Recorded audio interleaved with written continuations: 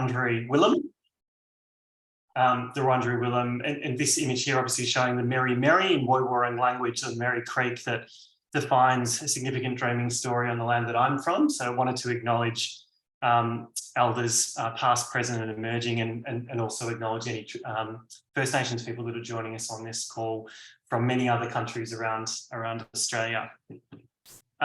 This conversation today is really exploring the role of government in housing, and by virtue of the panelists that we have today, we're interested in exploring specifically the role of government in housing affordability by extension, if I could add that in brackets, and really exploring that public purpose of when governments get involved in housing markets or advocate or regulate or even build their own housing as well.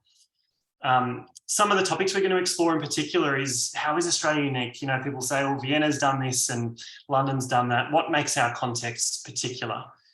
What's the specific role of local government in this conversation, considering our 3 tiers of federal, state and local?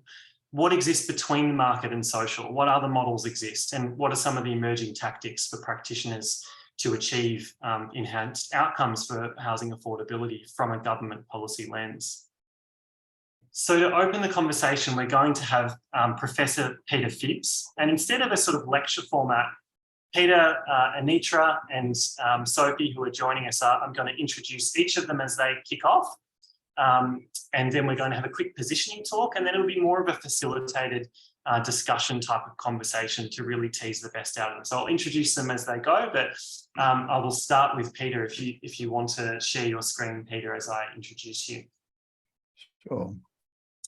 So Peter Phibbs, if you're not familiar with the name, I certainly first came across it through the Phibbs line, the very famous piece of research that was done by Peter, exploring some of the myths around housing supply and affordability in a sort of deregulated housing market or planning market context. So Peter was the founding director of the Henry Halloran Trust.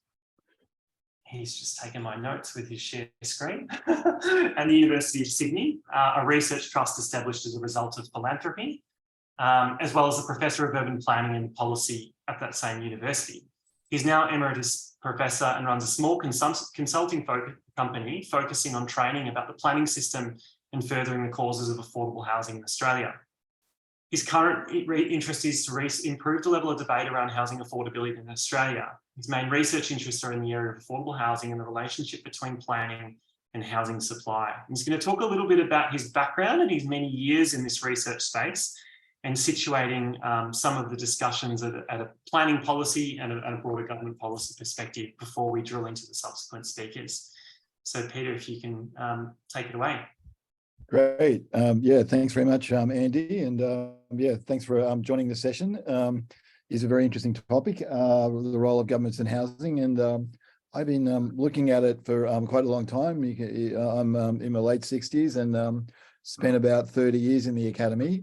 So I'm going to give a little bit of a timeline of that. That's me in the circle there with the on the library lawn at University of New South Wales when I was doing my PhD, and I couldn't wait to get a job as an academic and do research to help people solve Australia's then emerging housing problems that were in the 80s. That was me. Sort of at the time, I went for a bit of a pivot where I realized that despite my best efforts of providing what I thought was sound advice to government about some things they could do to investigate and provide better housing for Australians, I came to the fairly stark realization that they weren't interested. So I sort of stopped smiling a bit after that. And I started doing research on this sort of stuff, like a government's really interested in fixing the housing problem. And I guess the conclusion I've come to is, unfortunately, particularly governments at the higher level, certainly federal governments, have got very little interest in doing it, particularly conservative governments. Because to do that, one of the things they've got to do is upset a very vocal, well-organised group known as homeowners that are also supported by a very large property lobby, whose complete business model is based on basically house prices going up, and you end up in a bit of a sticky problem if you're a government that wants to head in the other direction. So This is a couple of slides I gave to a homelessness conference in 2016 that I think is very relevant, because at that conference we're talking about the role of government. So what's happening around the world, places like New York, then back in 2016 had a very solid affordable housing strategy that was involved both retaining existing stock and also creating a lot of new stock. What was happening in New South Wales at the time was this. There was a social housing minister named Brad Hazzard, who became eventually the Minister of Health in COVID, and did a very good job doing that. But I don't think it was much of a social housing minister, where he opposed a boarding house plan in his own electorate, which was going to provide more affordable housing. So you can sort of understand, maybe if you're, the treasurer, but if you're the social housing minister, opposing a development that's actually going to provide cheaper housing seemed like a pretty weird thing to do. When I looked at what New South Wales was doing at the time, there was the Premier Mike Baird was in, and he had Premier's priorities, which is exciting. So I went and had a look at, he must have a priority around housing. This is what it was. He wanted faster housing approvals. And this was his KPI. 90% of housing approvals should be determined within 40 days. Now, that's an ambitious target for a premier, trying to do something about, at that time, Sydney, and being one of its typical house price booms. That was all they could come up with. So you don't need to be a rocket scientist or, dare I say it, a professor at Australia's oldest university to work out that governments don't really look like, based on that evidence, look like they're trying all that hard. I think the only thing that's really changed in my career of 30 years is now governments give lip service to trying to do something about affordable housing. So, they can talk the talk. Minister Hazzard at one stage was the Minister of Planning, and I was on his ministerial task force. And in his opening address to the task force, there was about a dozen of us. I almost burst into tears. It seemed so sincere. And then every time we'd send something up to the minister's office, it just used to disappear. We'd call it the Bermuda Triangle. So he loved the idea of having a task force. He just didn't want us to do anything, which was unfortunate. When you look at the federal level, it almost gets worse. So housing policy, I guess my conclusion is pretty captive to property politics. So, what did we do in COVID, where there was a dire need to maybe stimulate some construction rather than building more social housing? We had home builder. Seriously, that has got to be the greatest train wreck in government policy of all time, where we were paying people that had incomes of up to $200,000 household incomes. We were giving them $25,000 to build essentially gold plate bathrooms and kitchens. I live in Hobart, and at that stage I was just surrounded by older people in very substantial houses, but on lower incomes because, they'd retired. We're just getting the complete makeover of their house, courtesy of partly the taxpayer. But the really silly thing about Home Builder, all it did was bring forward a lot of demand. So people got $25,000 for the government, but pushing all that construction into a short period of time, particularly when you're in the middle of a pandemic, meant that for many people, their housing costs went up by more than $25,000, and a lot of builders went broke because of it. So I couldn't think of a worse scheme. That was the best the feds could come up with. But they're also just completely freaked out that house prices might go down. Oh my God, that would be bad for everyone. Well, it wouldn't be if you didn't have a house. So I'm not, completely cynical. I think, governments aren't all that interested, particularly high level governments. I think Labor Party governments have got more interest, but maybe not as much as we'd hope.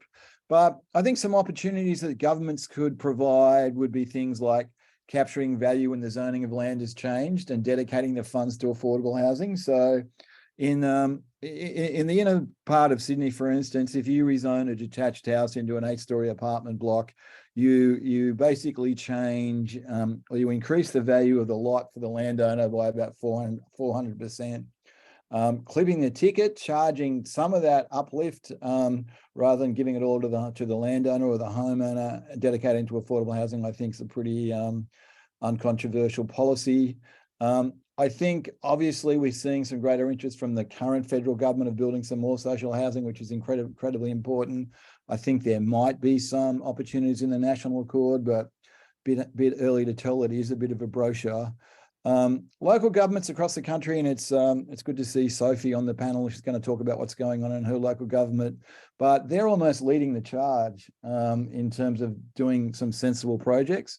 And they obviously haven't got the capacity to build enough housing to make substantial differences, but I'm hoping they might shame higher levels of government into doing something.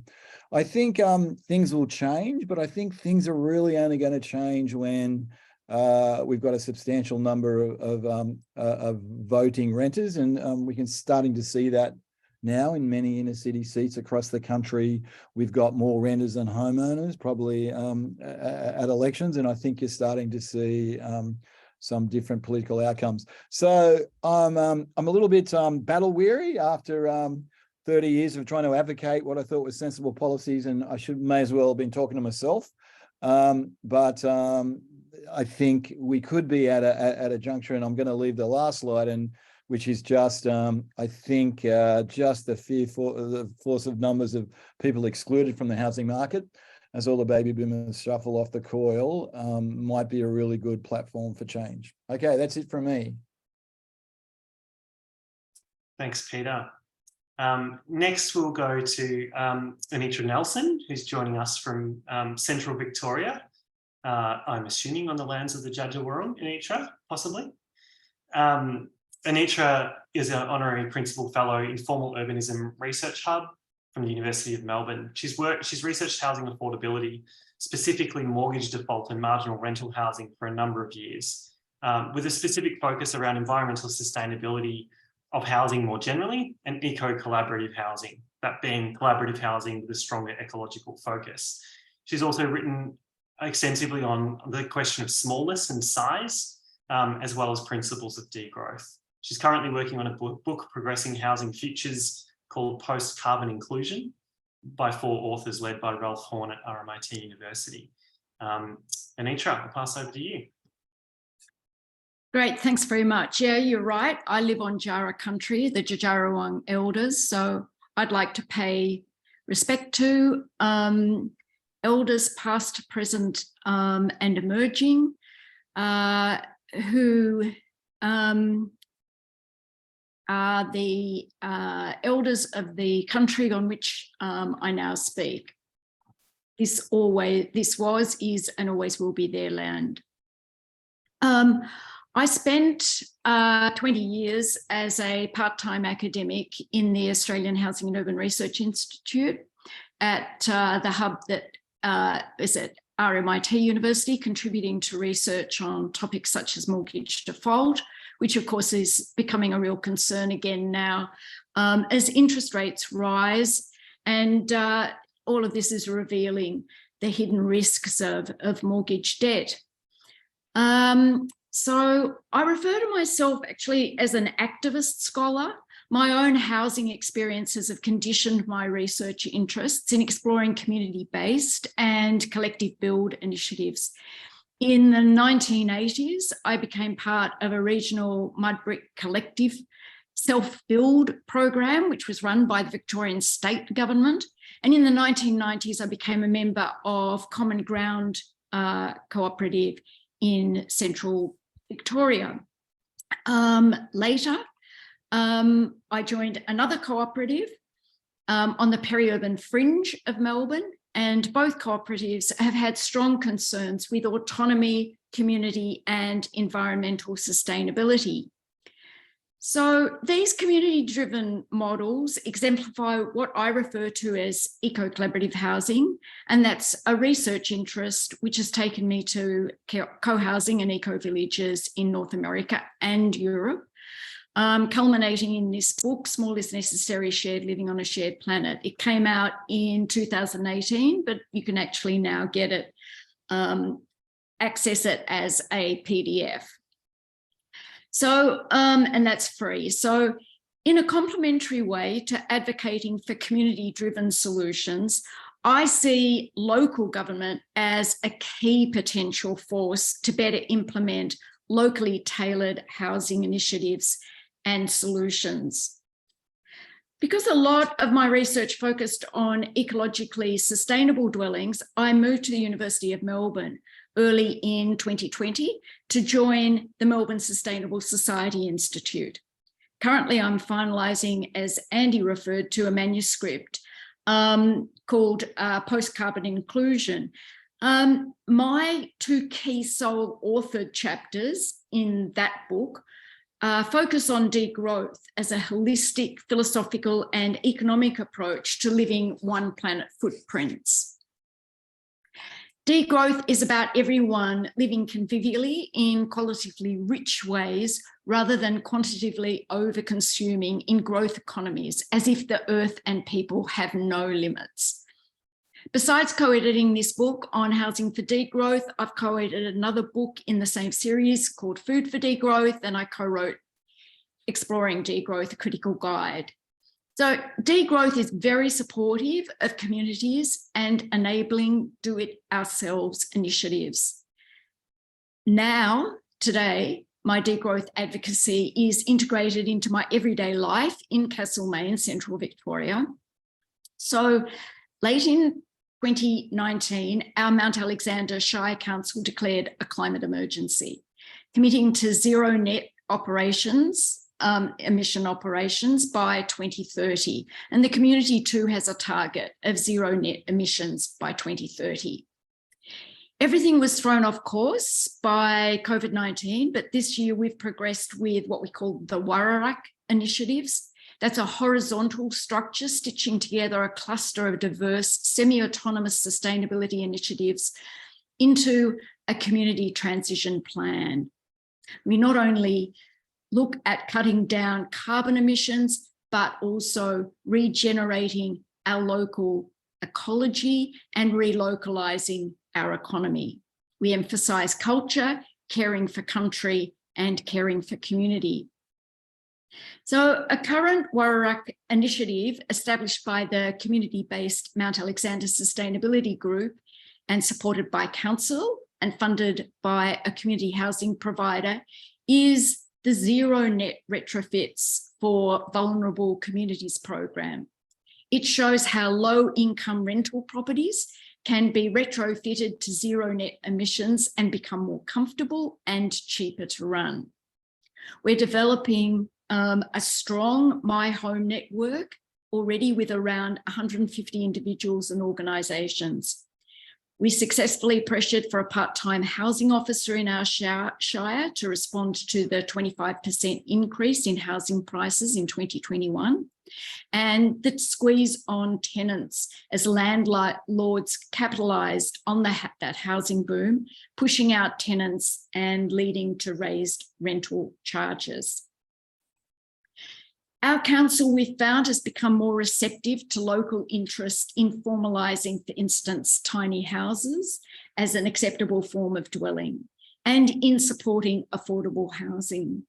Last month, the council agreed to provide access to land in the CBD of Castlemaine to community housing provider Haven Home Safe to build, operate and manage a small complex of around 40 affordable rental dwellings.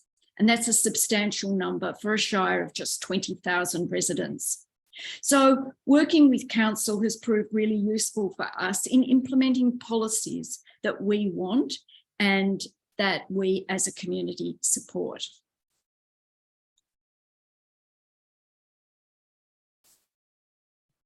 Thank you, Anitra. A very different perspective to Peter, which is fantastic, and I look forward to teasing out more in the discussion. Thirdly, we have the excellent Sophie Jordan of the City of Darebin. Sophie's an urban planner with particular expertise in affordable housing delivery in the local government context. She's currently coordinator of city projects at Darebin City Council and in a city municipality a short distance from central Melbourne, undergoing significant growth.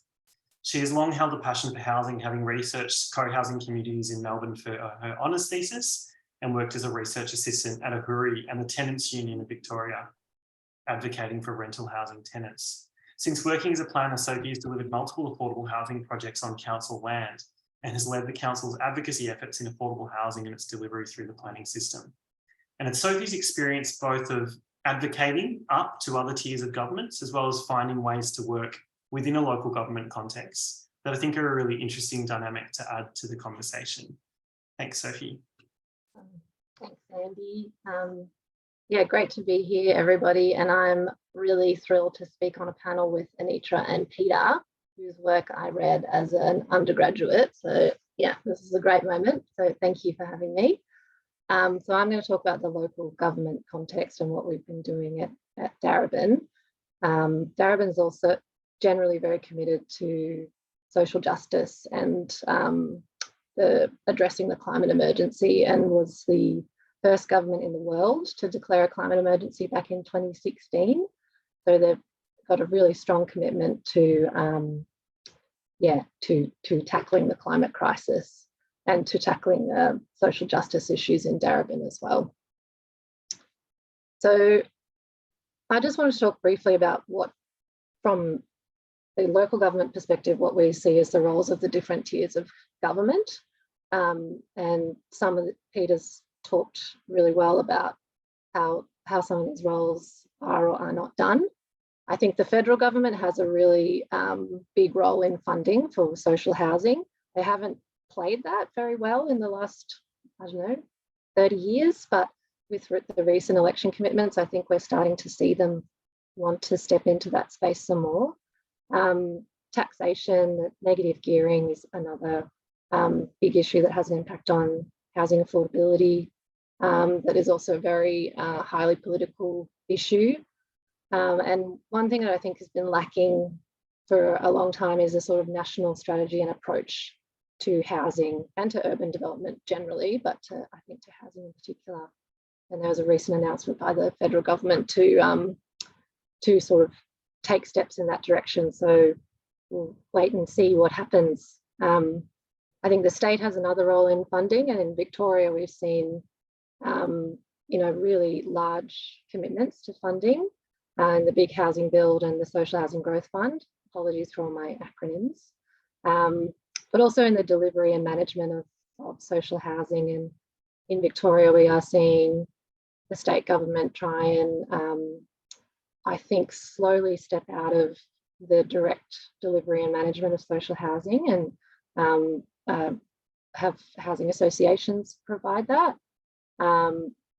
which I think, that there is some research that that is not necessarily the best value for money. I think there's variations in the sort of tenant outcomes for housing associations. So yeah, it seems to be this ongoing step away from that direct delivery and management. But here at Darebin, we argue that still should be a very strong role of the state gov.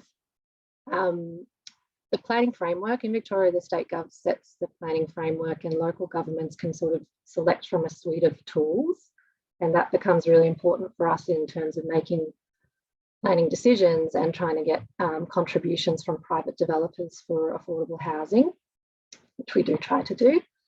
And then setting housing targets, which certainly in Victoria, that's not happened. And I think there's discomfort around setting housing targets.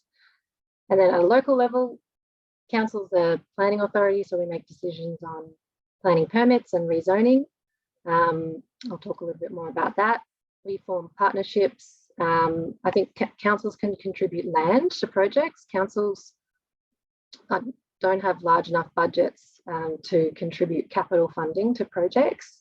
I think it's beyond council's capability, financial capacity, and advocacy is a large part of our work as well. So, and that involves sort of advocacy on our own as Darebin Council, but also joining up with other local governments to jointly advocate for reform. So for Darebin, a few of the things we've done. So we've entered a memorandum of understanding with Aboriginal Housing Victoria, and that's, I guess, to address both housing issues, but also to kind of make a real council's commitment to addressing ongoing issues around dispossession and colonisation. So council's entered an MOU with Aboriginal Housing Victoria. There's kind of three main streams under that. One is about bricks and mortar housing, and partnering with AHV to develop council land. Another is about access to services, facilitating access to council services for residents. And another part was a rates exemption. So council in its budget, most recent budget, approved a full rates exemption for Aboriginal Housing Victoria properties, which is about $150,000 per year. So we're exploring partnerships with other housing associations, but Aboriginal Housing Victoria was seen as is the first, and I guess the most important in terms of addressing ongoing dispossession issues. We've also used some council land for affordable housing projects, and I've got some images of those, and I'll talk a bit more about that. The planning system. So there's been advocacy for a long time about trying to get contributions from private developers for affordable housing. At the moment in Victoria, that's a voluntary process. We came so close to having a system implemented earlier in the year, and it was repealed 5 days after it was announced. But I don't think anyway that is going to solve the problem. It's only ever going to be a small amount of housing. And it's very difficult at the moment to try and secure those contributions from developers. But there are some good developers doing good work, and Andy knows them and is part of that. So we are seeing that the private sector is starting to take some more innovative approaches. Yeah, as I mentioned before, councils got a very strong role as an advocate for reform and for change, and advocating on behalf of residents, both in particular projects and having better project outcomes, but also in reform. And this is a slightly different thing, but kind of related to the Housing Continuum Council funds and Assertive Outreach program. So we fund 2 workers to go out to people who are rough sleeping in Darebin and link them up with local services. And we've recently, there was a resolution to explore Functional Zero in Darebin, which is a homelessness, addressing homelessness approach. Yeah, so they're sort of trying to take action across those different parts of the housing continuum. So this is one of our projects. This was a council car park, and we have leased it for a period of 50 years to Housing Choices, who is a housing association, and they are going to build and manage affordable housing at the site. They received big housing build funding, which is great, and they're continuing to provide the public car parking at ground floor. So I think for local government that has land, a lot of metro governments in Melbourne have car parks that were funded through various schemes in the 80s, and the air right potential of those car parks is significant. So this is our first one. And then the second site is a smaller site, and this is a temporary project, and council's leased this to Kids Undercover, which is a youth homelessness prevention organisation, for a period of 3 years. And sorry, that image is a bit funny, but you can take a virtual tour of it if you want to. There's the link. And that is for 18 to 21-year-olds who have exited out of home care. And it provides sort of, I guess, life skills coaching and rental experience for those young people, and matches them up with housing outcomes at the end. So Kids Undercover is delivering that in partnership with Anglicare. But those are sort of 2 of our projects where we've used underutilised council land to deliver a housing outcome. And that's it. Thank you. Thanks very much, Sophie. I thought you were going to share your private email with us then. Awesome. So it's interesting to me that all 3 of you have a lot of overlap. But for the purpose of this conversation, I'm going to pigeonhole you a little bit into some specialisations just to sort of tease out the conversation, because I think it will be quite helpful. I think something I'd like to sort of tease out as a first question to anyone who's interested in answering is how these 3 levels of government in Australia, so we talked about federal, state and local, and if we look at the tax take, somewhere in the order of 76% 20%, 4% in terms of sort of financial capability between the three. How does this change the way we approach housing through these tiers of government compared to other contexts that you're familiar with? So Petty spoke about New York, Anitra, you've shown examples of Berlin and Zurich. Does anyone want to take on that conversation of the specificity of our government structure?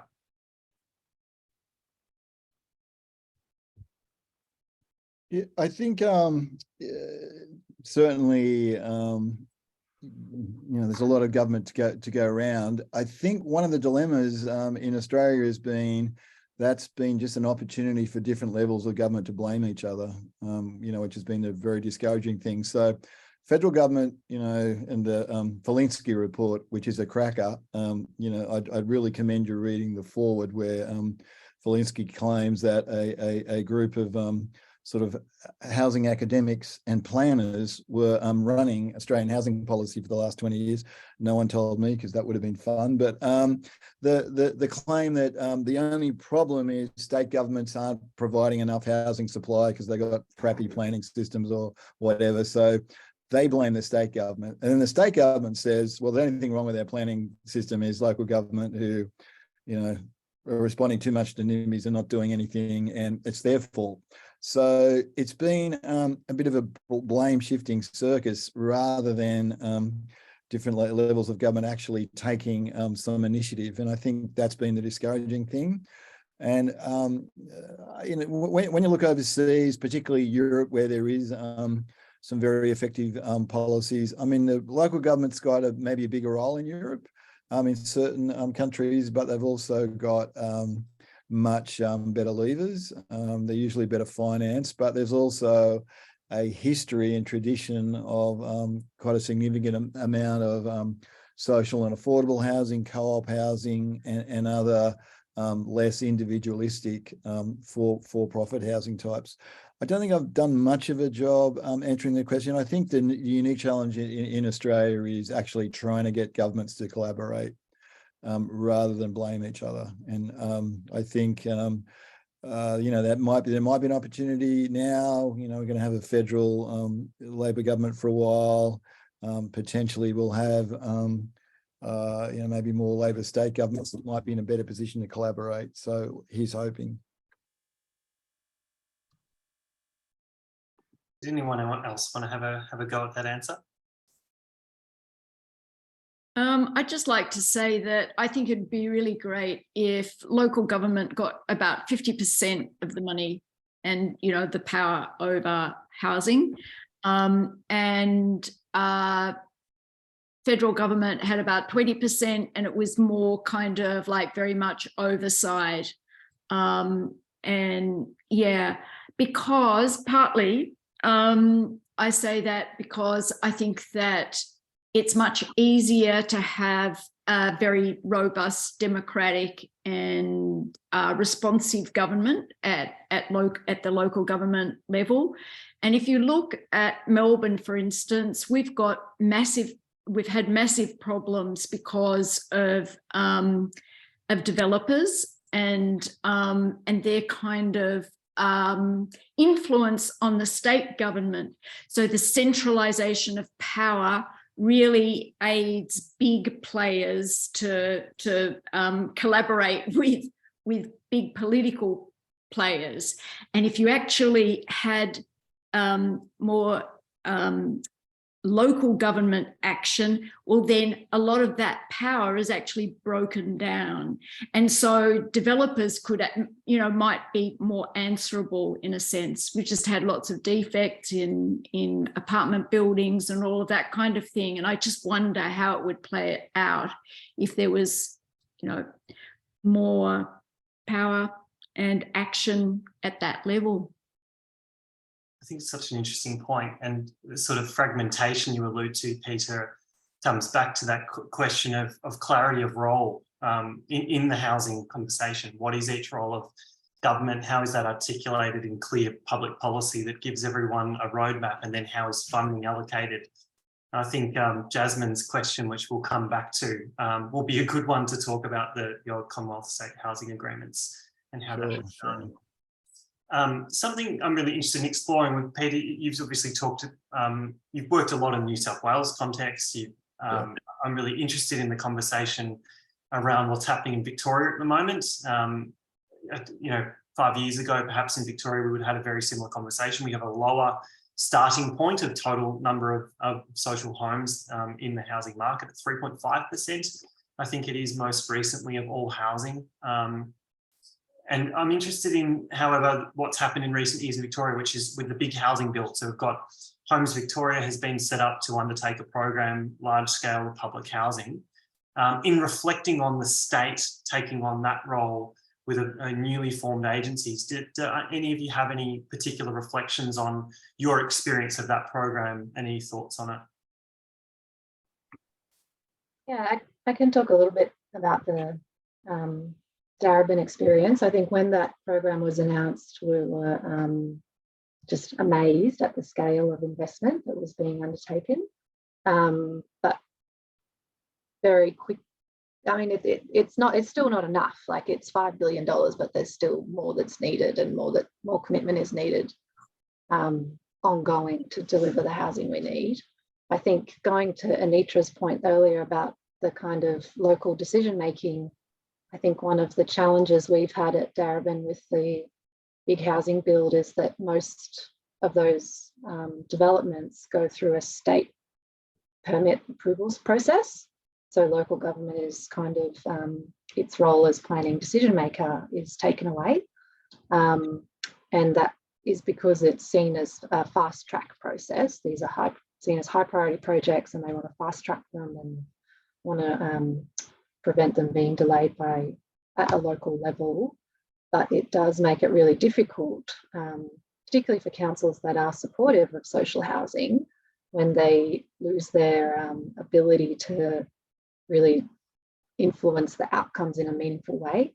So that's something I think that is a reflection of mine, is that why is there the need to remove local decision making in these really significant infrastructure investments?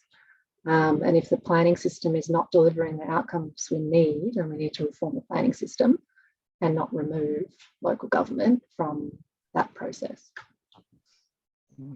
Yeah, it's interesting. So you're sort of reflecting on maybe a paternalistic bent in the way that project is being rolled out in Victoria at the moment. Yeah, I think that it's about trying to fast track it, and they do fast track the approvals process, but it's at the cost of that fast tracking is not really measured or understood, I don't think, and it's local governments who bear that cost, because we are the tier that's closest to the community, and we're sort of put in the middle of this scenario. And we're a council that really wants social housing and that wants that development. And so advocating for better design and built form outcomes while being supportive of social housing becomes difficult, because it may be seen as opposition to social housing. So it puts local government in a difficult position when their decision-making power is taken away or watered down. Anitra or Peter, did you have any reflections as well on that program, or Sophie's comments? I think Andy, one of the dilemmas is a lot of these programs are like sort of bursts, do it in a burst. And I think the dilemma is housing's hard to deliver in a burst, especially, when you had half the tradesmen in Victoria working on a home builder. So you inflate costs. Politicians get really nervous because, they're behind their targets and opposition's on their case. If they actually said, okay, what we're going to do from now is dedicate X% of our budget, to delivering social housing, and we're going to do that every year from now, to the end of time, they'd end up with probably more manageable programs. And everyone would in the fullness of time would actually see better outcomes. But that's probably a bit naive in my part. They liked the announcement. It did sound good. The big build's got a ring to it. site that got the cladding, you know, around it, advertising it, but they're making a rod for their own back. You know, we saw in New Zealand, Kiwi Build, you know, fell in a big heap. They just couldn't deliver it in time. They actually cancelled the program because it was so politically embarrassing. NRAS was the same, trying to do that quickly. You know, if you just said, okay, maybe we're going to have some signature projects to, you know, demonstrate what we're up to, but what we're going to commit to is long-term investment in, you know, social housing at a manageable scale. And you'd accelerate that in, you know, in times when the housing cycle's down, you know, when there's more construction workforce available and, you know, maybe materials are cheaper, and you slow it down as things took up. But other than that, you're just trying to keep churning out that supply.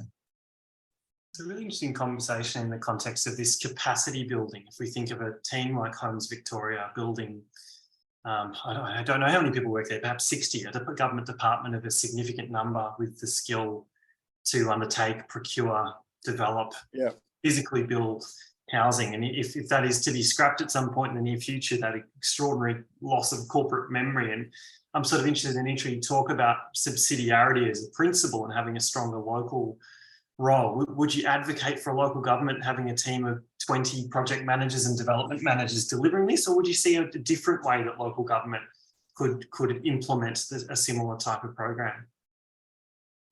I mean, I really favour the kinds of developments, for instance, in Zurich, where there are cooperatives, massive cooperatives of maybe 2,000 members, but in smaller townships it wouldn't be like that.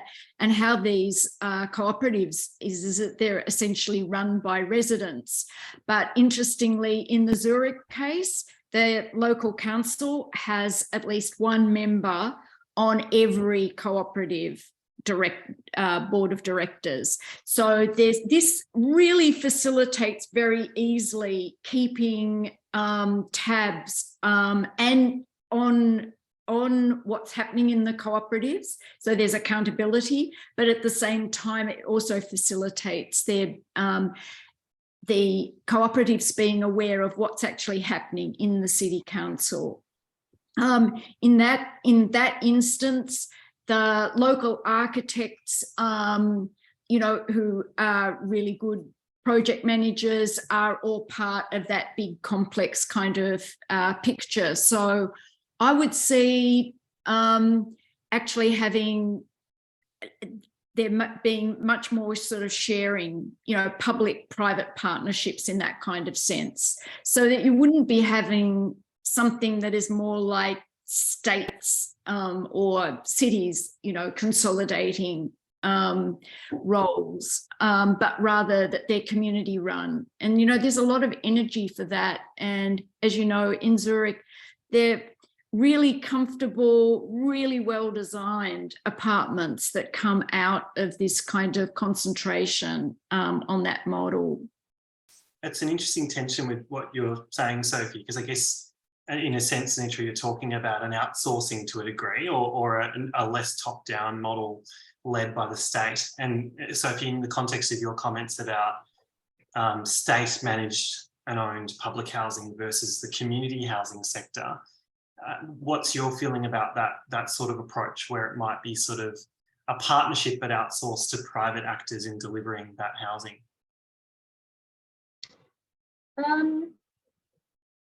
It's not something that we've, as a council, really deeply explored in terms of getting private sector investment. And I think that would present a whole bunch of challenges that we need to work through. But for councils currently, the only way that we can use our land for housing is to partner with the housing association to do it.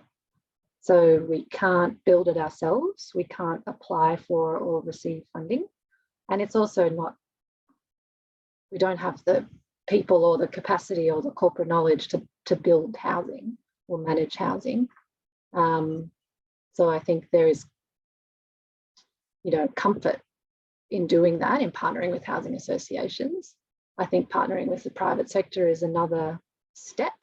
And I don't know if people have taken that, and that may depend on the council's, you know, kind of ideology around that. But I think I think it would need sort of massive reform for council to be delivering housing itself. And at the moment, it's just not possible for councils to do that amongst all of our existing obligations. And housing is not an obligation of local government under legislation now. The delivery of social housing, it's not our, it's not our responsibility. Governments are stepping into it. Local government is stepping into it because there's a gap to be filled. But we've also got to meet all our other obligations. Yeah. So we need huge reform to do it ourselves. Yeah. So just for the audience's benefit, how big is the housing team at the City of Darebin at the moment? It's one person and who's in my team and me. That's in focusing on new housing. Yeah. And there's other people in different parts of council who may have homelessness within their portfolio, or supporting older people to find secure housing in their portfolio. But dedicated affordable housing positions, there's one.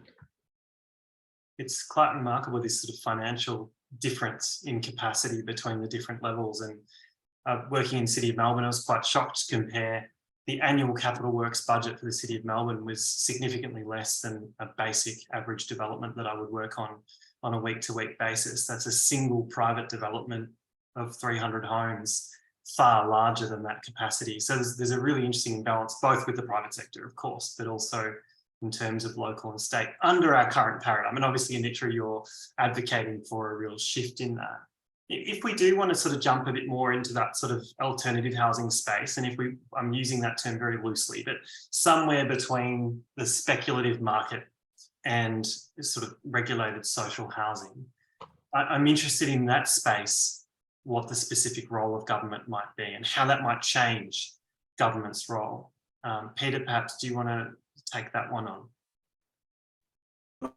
Are you in terms of local government, Andy, or any particular level of government?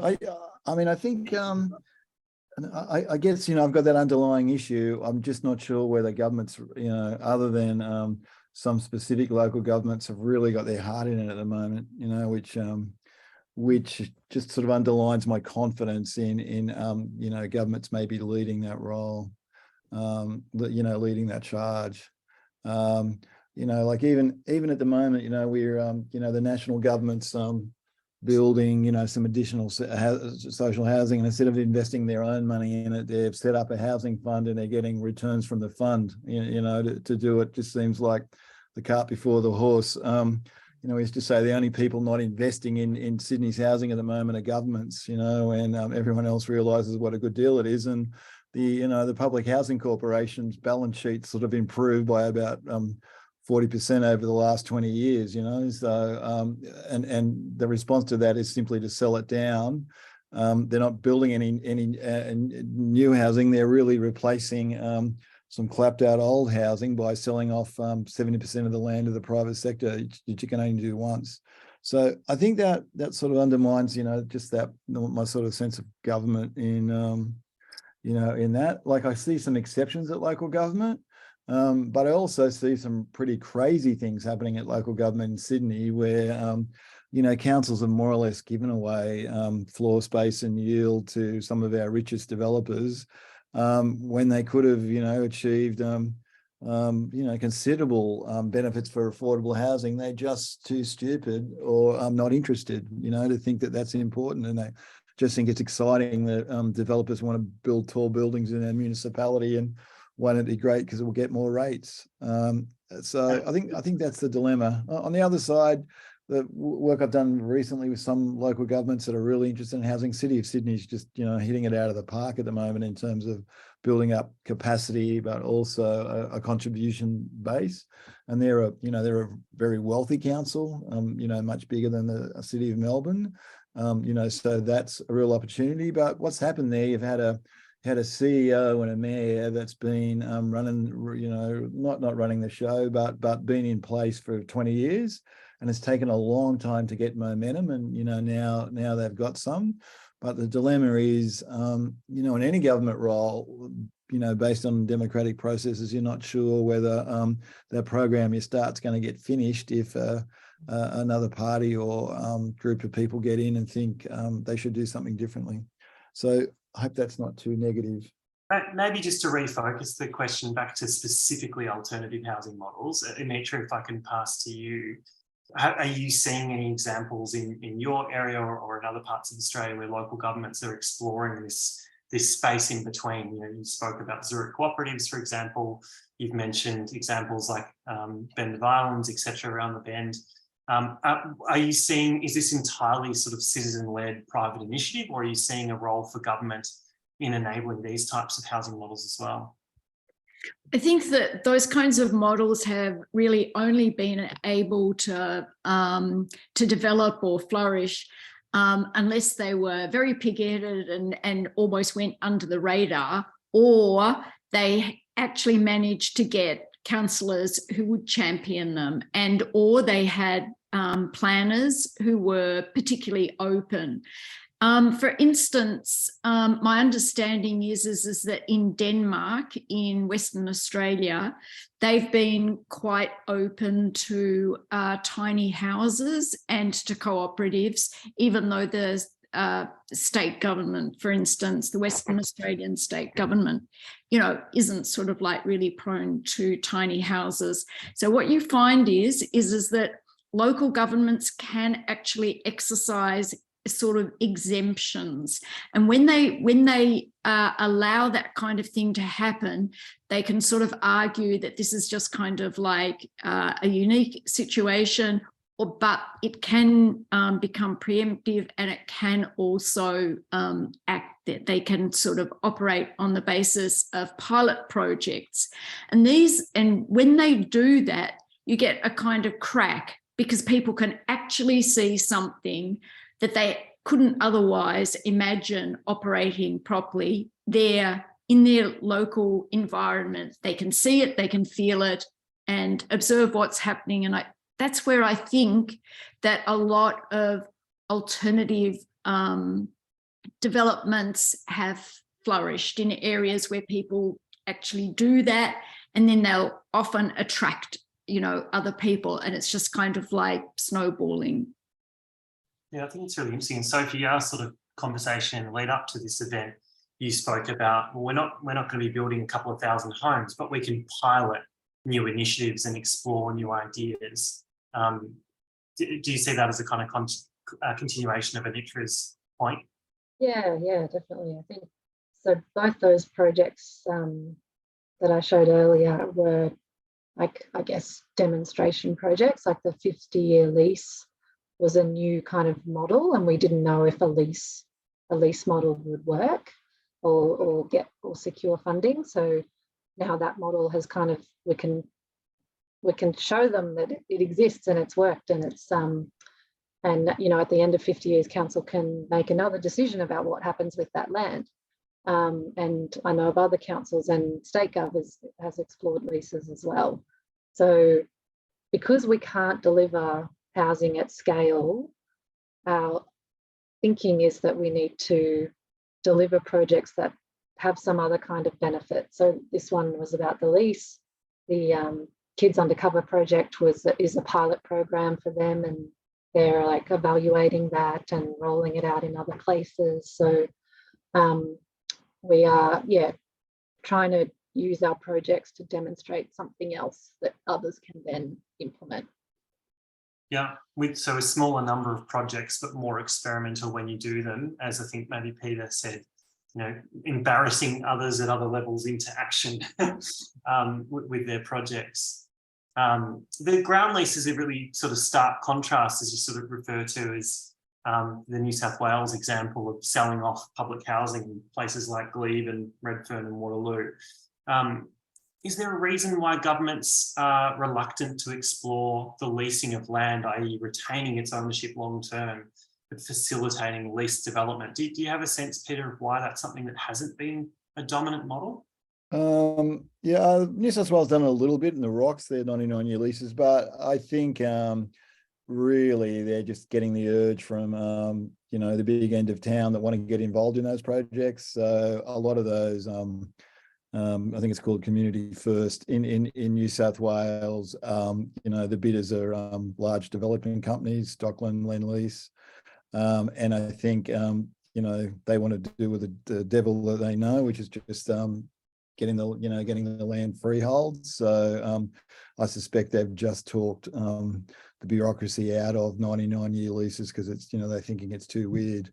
You know, whereas we've got an example, you know, 3 hours south of Sydney where we've been running a leasehold program in the ACT, and you know, developers seem to survive down there, and you know, the housing market goes on. So I'm not sure why I haven't had as much imagination, because, you know, once it's gone, it's gone. And it's pretty hard to build those land portfolios back, you know, that you're going to see. I mean, we've seen it all over Sydney where we sold school sites off years ago, and now you know, because of the growth of the population, the government's had to go and buy school sites in some of those same suburbs at like 4 times the price. So I think it's been a bit short-sighted, but I think you've got to realize that a lot of cabinets are pretty persuaded by the property lobby, the big end of town, and it's hard to get you know, development industry to look at things that are different unless the government's got some courage. And unfortunately, I think a lot of times they cave in,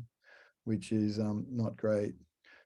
So back to your point, Sophie, what is the reason why a ground lease was possible? Would that not have been possible 10 years ago? What made it an opportunity that you could explore now on Town Hall?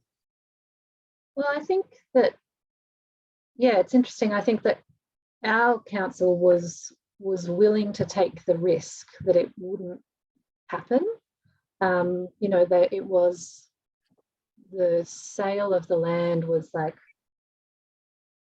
they were not willing to sell the land. So if it was like the lease or it was nothing. And so that, it, like, I guess, empowered us to take the risk and to test the market and see if anyone would, you know,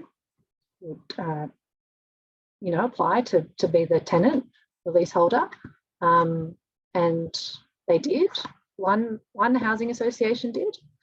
So it's still, you know, it wasn't a huge response, but we only needed one and we got a great one. And that one has now carried the project through. But we were really clear with councillors the whole way through that this was a risky project. It was risky in terms of the lease, and it was risky in terms of getting construction funding from the state government, because that wasn't ever certain. So, and they were willing to take that risk. And they were also not looking for a financial return. So the lease is $1 a year. It's a peppercorn thing. Right. So I can imagine if that governments who were looking to make a financial return from land wouldn't be willing to take that risk. But it was a very different drivers for our council. It was about a housing outcome and a social outcome, and not a financial outcome. Sorry to butt in, Andy, but could I just quickly ask you, Sophie, how many car spaces you've retained? Have you, like, is it most of the spaces? I mean, what's the public think? Are they going to say, "Where's my car park," or do they get most of their spaces back, so as to speak? Yeah, we lost about 12, so there were 42, right. And I think we've got 30 now. Yeah. So we had to lose some to put the building on. But we were quite, because parking, parking just is such a hot button issue, as people would know, as planners. So we were lucky in that there was parking on the next street that we could also make available, so we could sort of address concerns. That way. Yeah. Cool. Thanks. Sorry. But we'd continue to provide it. We have to keep providing it. Yeah. Thanks. Anitra, I'm interested in one last question for you, and then I'm gonna go through the questions on the chat to start to draw in some of the audience's comments. Anitra, if I could categorize some of the solutions you were sort of talking about in your presentation as novel supply solutions, in the sense of tiny homes, whether it's multiple occupancy, pavilion homes, granny flats, etc. I'm sort of interested in that's in a sense, you're sort of talking about that in a central Victorian context. Do you think that those types of solutions can expand to a metropolitan context, or do you think they're quite unique to the regions? Are you able to reflect on that? Well, I think that we've got the example of Murrumdarka in Melbourne, which is co-housing. It's very impressive in terms of its sustainability achievements, and it's more or less social housing. There's Los Angeles Eco Village, which is very well known, and you can go to the website. In Berlin, of course, you know, like I showed Spreefeld, but there's also Uferfabrik, you know, which is a much more kind of like down market, very alternative, affordable, sustainable kind of example. So there are examples throughout, you know, urban areas where different forms of eco-collaborative housing and alternative forms of housing. Christiania is another kind of like example. The point is not that everyone should be living like this. The point that I think Co-Housing Australia and other advocates like myself would always be pushing is that those people who want to live like that, we should be able to. That option should be there. It shows greater opportunities for sustainability, greater opportunities for people to act in very community mutual aid kind of ways, and also a lot of the what I would call best practice projects also have a very beneficial flow on to the local neighbourhood. So they're not just sharing facilities within the residents of that particular cooperative or whatever, but they actually invite and have lots of activities with other people who are outside. That even happens with Round the Bend Conservation Cooperative with the wider environmental living zone within its, you know. Yeah, I mean. If I can just sort of pull that one apart a bit, I guess my question is more about the physical form and typology, where you were talking about relaxations for different types of dwelling, not necessarily the model, but the type. But through your answer, I'm sensing that it's about being fit for purpose. So where a tiny house village might be a right response in a rural location, an urban 7-story cooperative housing project, it might be the right approach in a metropolitan. So it's about finding a physical form that enables alternative models. Is that sort of what? Yeah. Yeah, that's exactly right. But you see, so one of the big problems that we've had in Australia in terms of urban models is the actual size of households. And so, for instance, a while back, a young member of staff at RMIT University reported that she and her partner had found this wonderful kind of studio apartment, and they weren't able to get a bank loan for it because the bank said, well, it was kind of like it was too small, and they for whatever reason they thought that this was less marketable and all of these strange things. Whereas in actual fact, if people want to live in containers and you can plonk containers on the top of buildings throughout Melbourne or whatever, people should be able to do that. This is much better than having homelessness. So there are lots of different options, and urban structures, especially because cities are always changing. You're always having areas where, for instance, infrastructure or factories or whatever are becoming vacated. These can be reoccupied by residents who enjoy that kind of, you know, the novelty and or the creativity that they can add to those kinds of things. And I mean, some people have experimented also in urban areas with having kind of like container homes or tiny houses that are used in vacant spaces, while an area where one building is being demolished, it's usually vacant for a couple of years. So they've had ideas for actually having mobile homes of one kind or another that might be in these spaces, like using urban spaces in that particular kind of way. Peter, I'd love to throw to you just before I go to the audience, and apologies, I'm dragging this out a little bit, but I'm interested in the hardcore planner in you and your response to this question of exceptionalism, whereby how do you define these exceptions without letting Harry Truggerboff take advantage of the same rule? Are you able to reflect just quickly on that? I think that's a huge dilemma, you know. So, you know, like I've got nothing against small houses. I'm quite, you know, quite living in a confined space. But you know, even going back to your studio apartment, Anitra, I wonder whether the people from RMIT thought the same thing about the bank said the wrong thing after the Melbourne lockdown. You know, I think there might have been a stretch in a studio, you know, for a long lockdown. But I think that's a dilemma. What's good idea for an individual with choice quickly turns into an opportunity for someone trying to make a fast buck. So some enterprising businesses were trying to put tiny houses on, you know, some vacant council land at you know, with no opportunity to you know, restrict the upside for, you know, essentially the developer. And you know, that becomes a dilemma if you know, it's council land, if council provides that opportunity and the people get ripped off, which is quite likely, you know, then everyone's blaming the government for exposing people, you know, to this risk.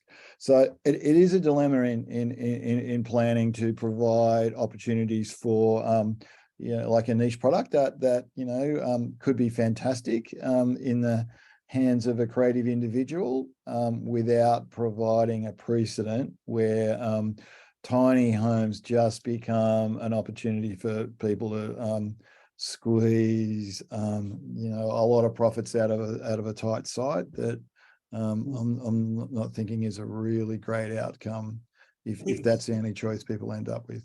So it is a dilemma, but you know, I take your point. You know, in some circumstances, they're a fantastic opportunity, and people are way better off in a tiny house than you know, sleeping in a tent or whatever else they're doing at the moment in many parts of Australia. I think it raises this point before about how do you ring fence a pilot? How do you say, this is a prototype, here's the social values framework, here is how an exceptional thing can be supported while mitigating against that risk. I think that's sort of what you're suggesting. Is that right, Anitra? Yeah, and I mean, like, okay, so I was involved in that big study that we did on marginal rental housing, which is essential people who are permanently occupying a caravan or a manufactured house, which can be moved.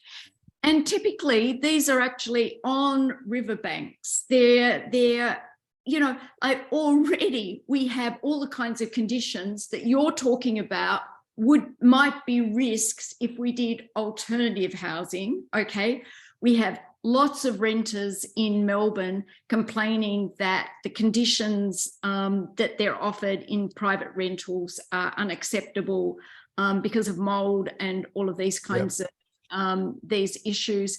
Also, we've had a rash of dense building with tiny apartments that, you know, really don't have, they only have artificial light, you know. So actually all of these things are happening in the regulated market. So from my point of view, it couldn't get worse. And with the marginal rental housing, one of the interesting things about talking about people who are living in those different forms of rental was that some of the seaside, especially the seaside residential parks, when the landlords had finally gotten to the point where they wanted to sell off that land and move them on. Some of them approached the state government and said that they'd like to actually themselves cooperatively buy that and become a cooperative of a caravan park, etc. And I mean, I found what we found was that the big thing that was a problem in many of those parks was whether they had benign management and whether the management was more sharing and very kind of like sensitive to residents. So there are, I suppose what I'm saying here, there are multiple layers of issues, involved. And I'm not convinced that the alternative is where all the ghastly things are happening. Yeah. Okay. No, that's that point taken. I might turn to some of the audience questions that have come through on the chat. In no particular order, so apologies if I'm throwing off the focus on the regulation of alternative housing models. But I think Maggie Shambrook has commented, what would be an estimate of how much subsidy is paid by taxpayers to the homeowner or property investment sector? So flipping that idea of subsidy for purpose and affordability, perhaps more, how much total, and she's posited that a figure she's heard is 79 billion per annum. Is this a gross overestimate? Can anyone speak to that kind of aggregate effect of subsidy provided to homeowners? It's in the ballpark. Like it's a while since I've looked at those figures, but in my head I've got, quite a while ago, I looked at it, it was $40 billion. So, if you add in, the property and investment sector also, who are getting substantial subsidies from things like negative gearing and the capital gains discount, it's probably not miles away. The big number is sort of the imputed rent that homeowners get that they get to avoid, plus capital gains tax, which is pretty substantial. I think the Federal Treasury puts out an annual report of essentially subsidies for things like housing, owner-occupied housing, superannuation. I think that comes out every year. You might like to give the Federal Treasury website a scan. Thanks. A slightly different sort of tact, but Simon Kerr has raised something that's all in our minds off the back of the floods in central Victoria and of the northern rivers in Sydney over the past year. Given the current housing crisis, affordability, embedded carbon, energy efficiency, etc., to what extent is the housing discourse factoring in the likely flood of climate refugees, domestic and international, who will need rehousing due to the uninsurability and increased vulnerability of their living situation? And then there's perhaps a statement that is, we are going to have to find a very large amount of housing in the next few years for these people. I'm not sure we are prepared. Does anyone want to comment on whether you want to use Lismore as an example or whether Pacific Islands, how Australia might respond to this? Deathly silence. I totally agree that it's a really big issue, and I do think that all levels of government are unprepared, and it's going to occupy a lot of researchers and politicians and bureaucrats in the next 5 years.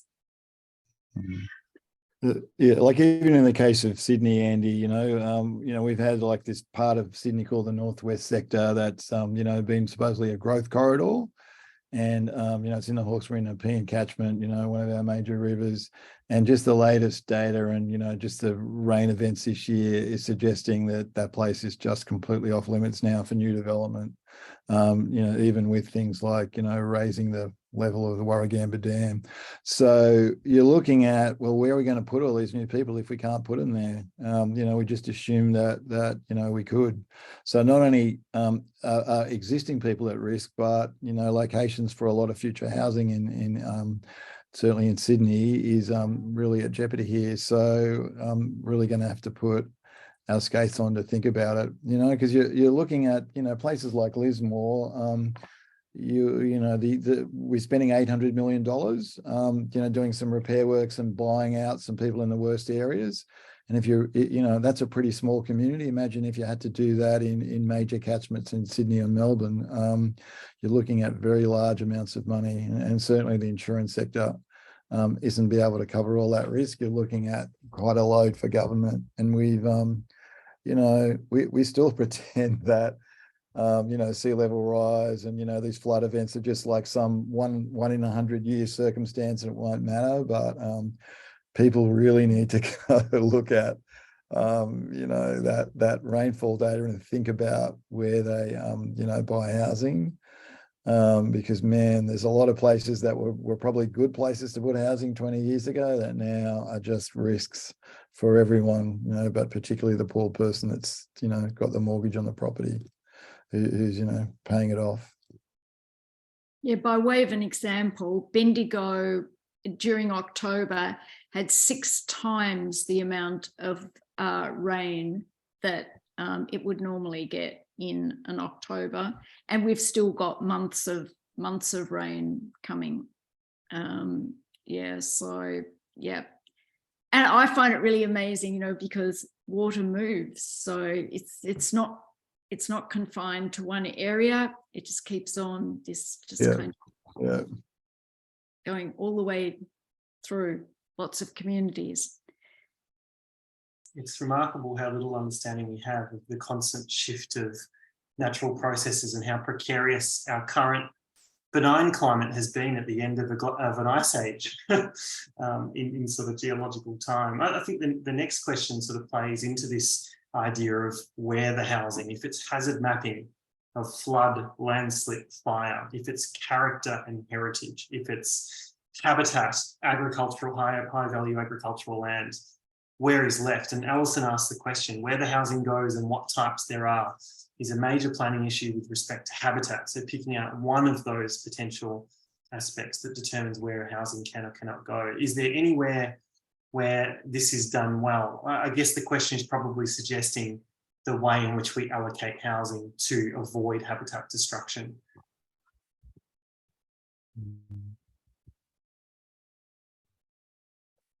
I'm at a loss. Looking at what we've done to Sydney and Melbourne, and just the deforestation of outer parts of the city to put greenfield housing. A lot of the wildlife has really had a pretty hard time of it. I suspect, maybe some of the regional councils where maybe they're under less pressure and have got more of an opportunity to direct people to or development to particular areas might do a better job, and maybe they're a bit more sensitive about what's going on. But our major cities have been pretty bad at it. It does really point perhaps to existing urban areas as some of our biggest opportunities in terms of land that is already built on to a degree. I've been personally doing some work in Byron Shire, and 4 sites are left in the municipality available for housing, and 2 of them have been rendered out of possibility as a result of the floods. One of them is already spoken for with multi-million-dollar properties, and 1 is remaining. And so a municipality that I would argue, Alison, has actually done an exceptional job protecting habitat from housing growth is now faced with the opposite problem of a complete inability to incorporate new housing. So if you're Anitra, do you have any examples you can think of where supply of targeted, not supply as the mythical, expensive housing that doesn't solve the problem, but supply of appropriate housing has also addressed habitat? Round the Bend Conservation Cooperative is kind of like, and the wider environmental living zone is an example of what a community can do in terms of introducing all kinds of regulations, because this has actually been legislated for at state level to protect habitat. And the Round the Bend Conservation Cooperative was actually developed decades ago, and it was to show environmental movements such as the Wilderness Society that people could actually live within forests, and that could be a beneficial kind of outcome. But it's peri-urban. It's not urban. Yeah, and of course comes with other carbon impacts as a result of transport and logistics as well. I mean, that model is remarkably low density, as an example, uncommonly so, even in a regional. Yeah. What models exist to take that principle you describe of sort of living in a landscape setting? Are there precedents that exist globally or otherwise of high density living in a landscape context with a more vertical footprint? Germany is pretty good at it. Like if you go on a bus or a train through Germany, it's quite remarkable that you notice that there are these tiny rural villages, and they're all kind of like a couple of stories. All of the building is a couple of stories, and there are hinterlands around it. And so what Germany has done is, from the central government, they have developed, they've decentralized work opportunities. Government agencies will be dotted in different provinces around Germany. And I think that that's what you need to do. It needs to be an economic model that's being introduced at the same time as housing. One example, perhaps to add to the mix, that I'm familiar with is a project called Bosrijk in Eindhoven in the Netherlands. That translates to something like forest village, and it's a development in a sort of sensitive catchment with a lot of protected forests, albeit 100% planted because it's the Netherlands, but of high density clustered housing, perhaps what we might call manor housing in the Australian context, located within dense environments. That's sort of a very rare example, but the fact that we're all clutching at straws is telling from that question. Yeah.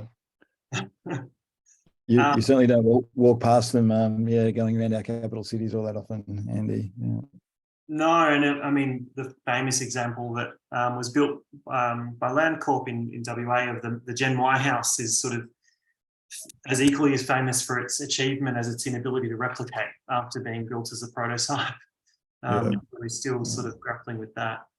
I might move to perhaps a final question before I might ask you each a snappy question to sort of finish on for the group, which I have pre-warned you about. I'm looking for someone I haven't said before. There's a few from the same people in here. That looks like a statement, not a question. What's this one? Linda Hahn from the Housing Older Women Movement has commented, I believe, that in the UK, it is local councils who have the responsibility for addressing homelessness and hence housing supply. And that perhaps also ties to a comment or a question from Maggie Shamrock again about, is there a constitutional basis for federal government maintaining such a stronghold of housing? So in the context of that UK conversation about the sort of municipal housing movement versus the tiers in the Australian context, does anyone want to reflect on the applicability or otherwise of the UK model here? I guess in the UK, certainly local governments had a much bigger tradition in, social housing.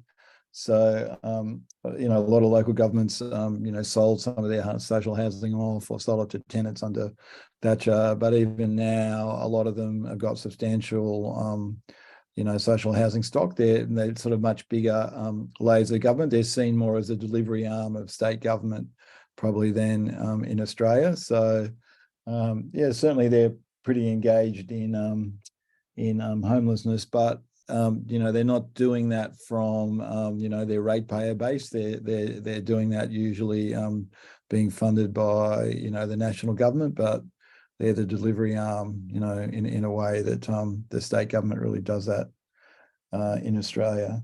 I think that creates some opportunities, and Anita's point, that'd be one way to scale up local government opportunities.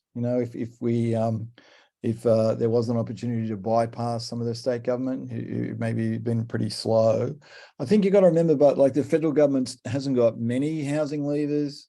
Certainly, the tax system, is an important one, and that's really been a recipe for making housing more expensive. The Commonwealth State Housing Agreement, something that's not not something that's happened, all the time since Federation.